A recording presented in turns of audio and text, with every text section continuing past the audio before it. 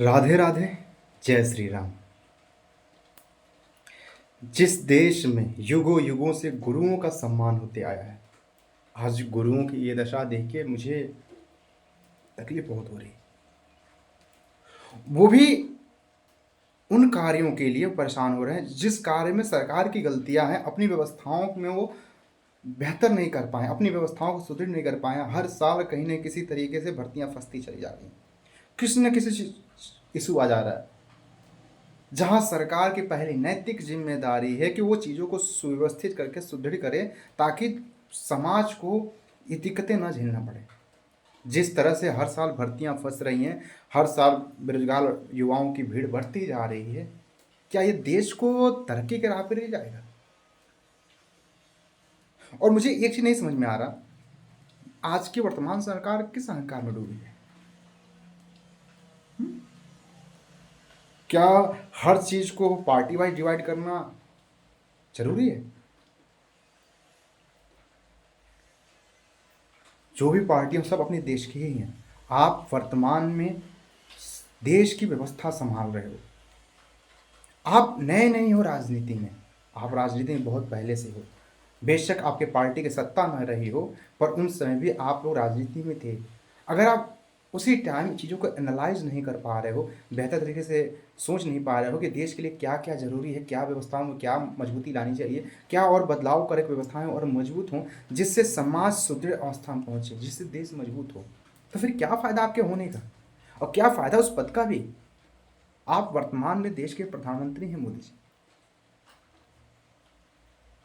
पर आप क्या ध्यान दे पा रहे हो? हर साल जिस तरह से भर्तियां उलझ रही हैं, कोई ना कोई इशू लगकर, क्या ये देश के हित में है? ये देश के हित में नहीं है।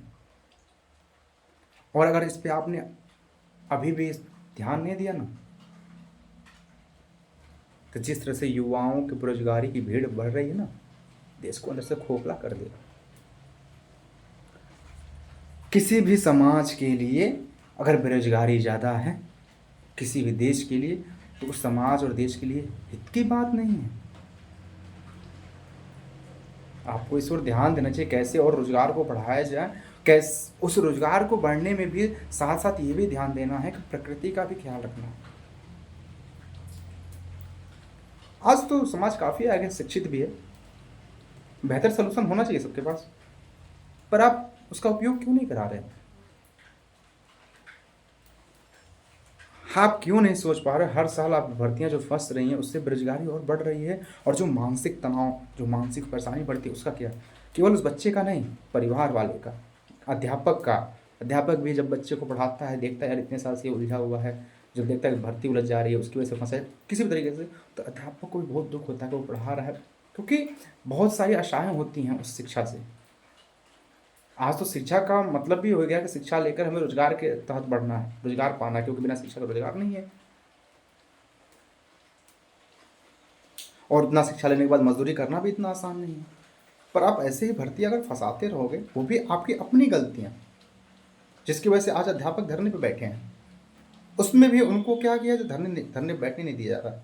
क्या ये सही तरीका है आपका? क्या आपके अहंकार को नहीं दर्शाता है? इतना भी जरूरी नहीं है, इतना भी अहंकार जरूरी नहीं है।